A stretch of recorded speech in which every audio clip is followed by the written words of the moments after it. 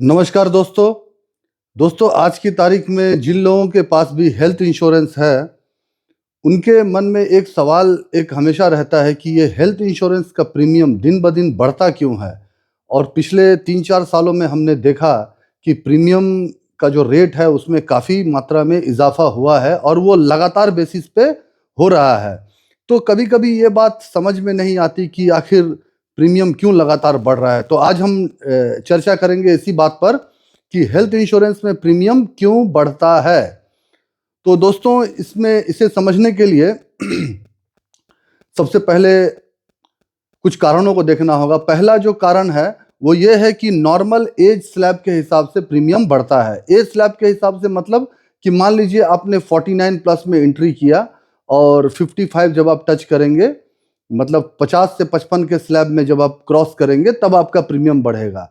वो जो प्रीमियम बढ़ता है वो उतना ज़्यादा इफेक्ट नहीं करता है क्योंकि वो नॉर्मल एक रेंज में बढ़ता है। और दूसरा जो सबसे अहम रीज़न है that is under writing experience of the company. Under writing experience of the company, इसका तात्पर्य ये है कि मान लीजिए कंपनी ने 100 लोगों को पॉलिसी बिक्री किया, पॉलिसी बेचा, और उसमें कंपनी का जो अंडर राइटिंग डिपार्टमेंट है, एक्चुरियल डिपार्टमेंट है, जो रिस्क को एसेस करते हैं कि तकरीबन तकरीबन कितने लोग बीमार पड़ सकते हैं और कितने लोगों को क्लेम देना पड़ सकता है। मान लीजिए उन्होंने एस्टिमेट किया कि हमें 20 लोगों को क्लेम देना पड़ेगा, लेकिन साल के आखिरी में देखा गया कि 20 के जगह ये क्लेम जो है 50-60 ऐसे लोगों, इतने लोगों का हो गया।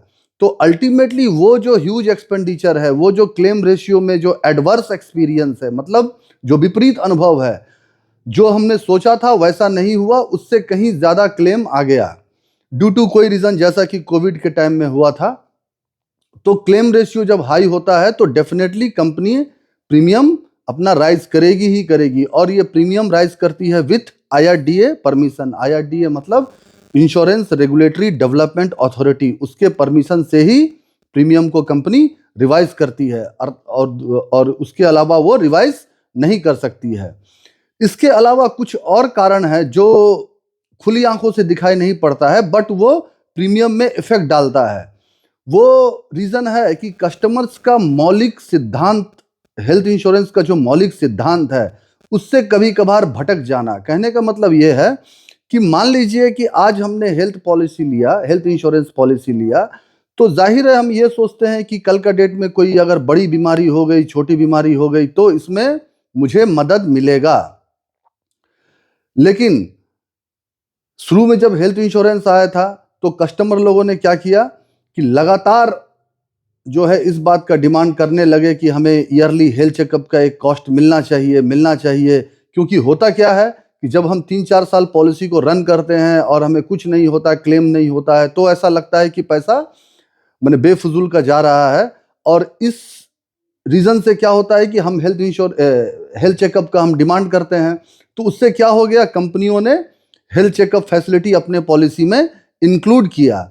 अब एक कंपनी जब इंक्लूड किया तो जाहिर है मार्केट में कंपटीशन है, दूसरी कंपनी भी इंक्लूड करेगी। तो ये जो एक्सपेंडिचर है ईयरली हेल्थ चेकअप का, ये एक्सपेंडिचर कौन बियर करेगा? अल्टीमेटली कस्टमर्स ही बियर करेंगे, तो उनके प्रीमियम के ऊपर में ये लोड आएगा। दूसरा, प्रेगनेंसी एक्सपेंडिचर का डिमांड। प्रेगनेंसी एक ऐसी घटना है जो कि ना तो बीमारी है ना एक्सीडेंट है, लेकिन कस्टमर्स के लगातार डिमांड, मार्केट में लगातार डिमांड से क्या हुआ, कंपनी जो हेल्थ इंश्योरेंस में काम करती है उन्होंने क्या किया कि हेल्थ इंश्योरेंस में जो कि प्रेगनेंसी का फैसिलिटी पहले नहीं था उसको इंक्लूड किया। अब प्रेगनेंसी बीमारी भी नहीं है, एक्सीडेंट भी नहीं है, ये एक टाइप का प्लान्ड एक्टिविटी है। मतलब आजकल तो लोग प्लान करते हैं कि कब प्रेगनेंसी लेंगे, कब कंसीव करेंगे, कब बच्चा ये करेंगे। तो ऐसी सिचुएशन में जो प्लान्ड एक्टिविटी है वो इंश्योरेंस का मौलिक सिद्धांत हमेशा ही भंग करती है। तो इसमें क्या हो गया, जो अब एक कंपनी अपनी पॉलिसी में जब इंक्लूड करती है प्रेगनेंसी को, तो मार्केट में कंपटीशन है, दूसरी कंपनी भी इंक्लूड करेगी प्रेगनेंसी को, प्रेगनेंसी एक्सपेंडिचर को।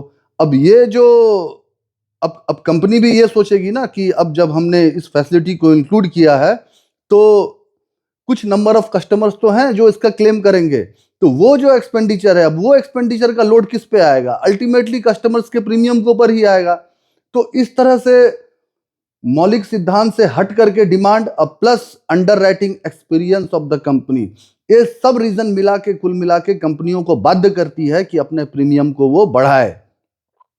तो आई थिंक मैं इस मैटर को क्लियर कर पाया, और इसके नेक्स्ट वीडियो में मैं बताऊंगा कि ये प्रीमियम बढ़ने का, लगातार जो बढ़ने का सॉल्यूशन क्या है, क्योंकि हेल्थ इंश्योरेंस रहना चाहिए, इस बात पे कोई विवाद नहीं है। आज के डेट में अगर एक middle class family without health insurance अगर है तो वो बहुत ही बड़े रिस्क में है। तो इसका मैं सॉल्यूशन बताऊंगा कि ये बढ़ता हुआ प्रीमियम में क्या करना चाहिए। Thank you very much.